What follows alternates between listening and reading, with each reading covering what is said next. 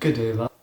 Today I wanted to talk about this book, Franny and Zooey, and the other book J.D. Salinger is known for, Catcher in the Rye. I feel like academia has done both of these novels. Well, this is like a novella slash short story. I feel like novella has done both of these quite dirty in its interpretation because Eurocentrism. But I would like to offer my opinion on the meaning of these books, and I feel like when looking at both of them together, that becomes a lot clearer, especially when you have the correct background, like in terms of J.D. Salinger's history with Eastern religion. So, I guess we can get started.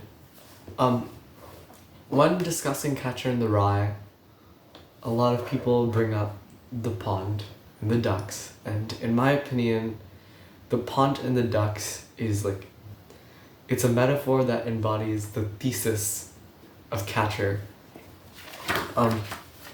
So if you haven't read these novels, this is not going to spoil very much, but if you like really don't want to know anything about the plot and read like completely freshly, then you should pause the video here and go read these and then come back when you're done. Or just Catcher if that's what you have to do because you're studying this in school or something. In which case, I'm glad to be able to help you out a little bit, hopefully. But at the beginning of Catcher, when Holden is getting kicked out of school for the third time, I think, he starts thinking about the ducks in the pond while this old guy, I forget his name, is lecturing him about how he needs to apply himself. So he starts thinking about the ducks in the pond and what happens to them once the pond freezes over, right? Or I guess it's a lagoon in Central Park. I'm gonna call it a pond. So he's thinking about what happens to the ducks when the pond freezes over. And I think that's a pretty simple metaphor for what's happening to him. His reality is becoming kind of cold and uninhabitable, his environment, and he's scared as to what's going to happen to him. And as the novel goes forward, like this metaphor keeps developing as Holden rants about it in various ways. And one of these ways, which I think is important, is while he's driving in a taxi to that bar with the pianist, I think, he asks the driver about the ducks in Central Park Lagoon, and the driver says, I don't know about the ducks, but I think that the fish stay inside the lagoon and absorb nutrients or something along those lines. But the point is that they stay in the pond, and Holden's like, well, I think this is his exact line, you can't just ignore the ice. So he's talking about how can you just ignore all the problems in your environment? How can you just sit with them, right? And I think this is a pretty big theme in the book. Like later in the book, Holden leans into this escapism thing. Actually, like the entire book. He escapes to New York City to get away from confronting his family about the fact that he got kicked out of school. And then he wants to like go off and live on a farm with Sally, which is another form of his like thinking about escape. Why can't I escape?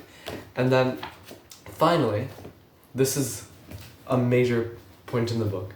He goes and he finally looks at that lagoon, the Central Park Lagoon, and he doesn't see any ducks there, but the book makes a point of mentioning that the lagoon isn't completely frozen over. There are some parts of the lagoon that are still like water. And sorry, let me collect myself a little.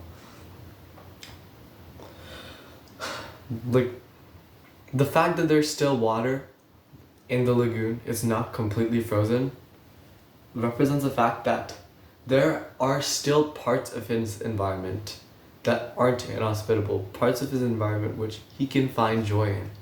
But at that point, he is mainly depressed by the fact that the ducks are gone, that they've escaped from their environment like he wants to do his. And he instantly starts thinking about the ultimate form of escape, death. He starts thinking about sitting there and dying of hypothermia in the cold. And the only thing that really stops him from doing that is the thought of Phoebe and how she'd be affected by his death the way he was affected by his little brother's death.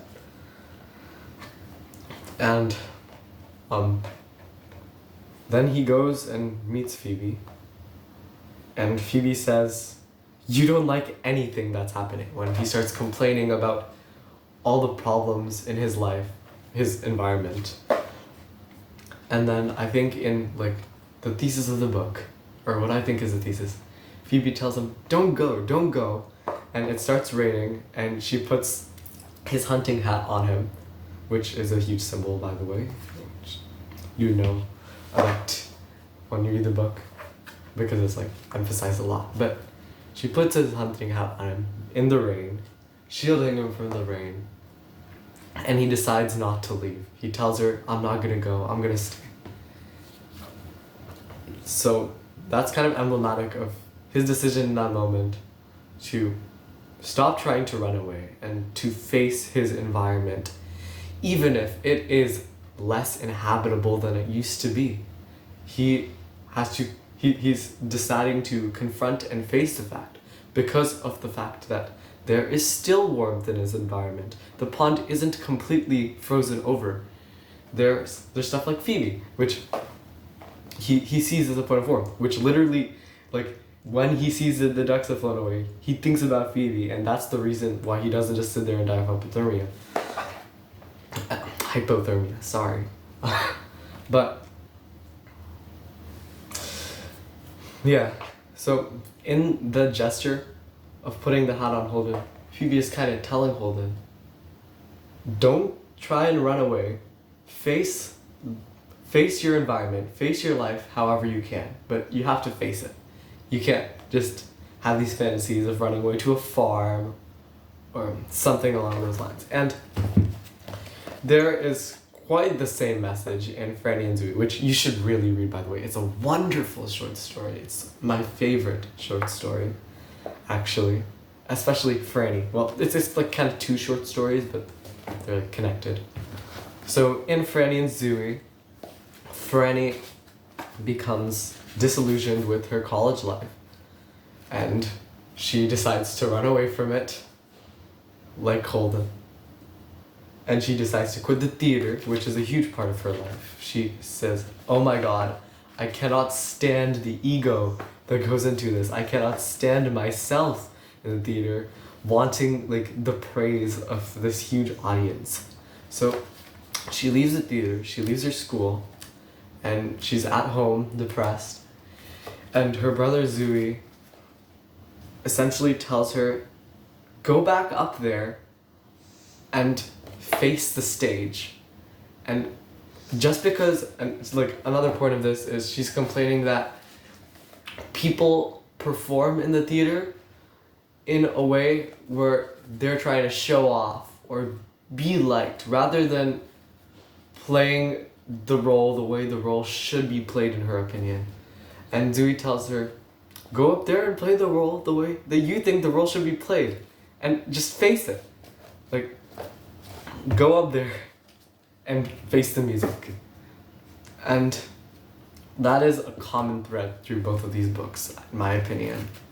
This idea of the main character wanting to escape their reality, and some mentor figure, be it Phoebe or Zooey, familial relation, sibling, telling them that you gotta just face the music, and there is some good to be found there, even though the environment is inhospitable. It's not reasonable to not like anything that's going on, like Phoebe says, that is kind of black and white thinking, and that there is still a part of that environment which is inhabitable, even if it seems like it's uninhabitable as a whole. Like the pond has frozen over. And this relates quite a lot to two religious stories from Eastern religion. That of the Gita, of Hindu religion, and also the story of Siddhartha.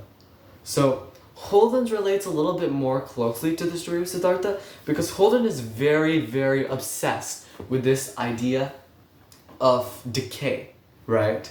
So he talks constantly about how like people's fingernails are like grimy, how stuff is grimy, and he's obsessed with how Egyptians preserved people's bodies because he likes that idea of preservation and he hates this idea of decay.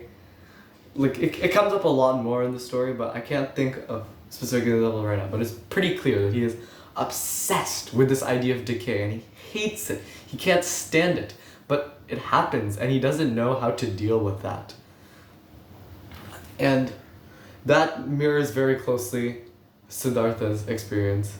He is also obsessed with decay, and he finds a mentor figure that tells him how to deal with it, which Holden does in the form of Phoebe, but doesn't in the form of the adults in his life. He seemed to just ignore it. And as Holden says, how can you ignore it? And I think what Salinger is saying with the whole pond thing and Phoebe putting the hat on his head and Zooey telling Franny to go up there and play the role her way is that you can't ignore it, but you can accept it and face it in whatever way you can. But running away is not a viable solution. I think that's an important message, and I think that's what he's trying to say. But that is my opinion. You are entitled to your interpretation.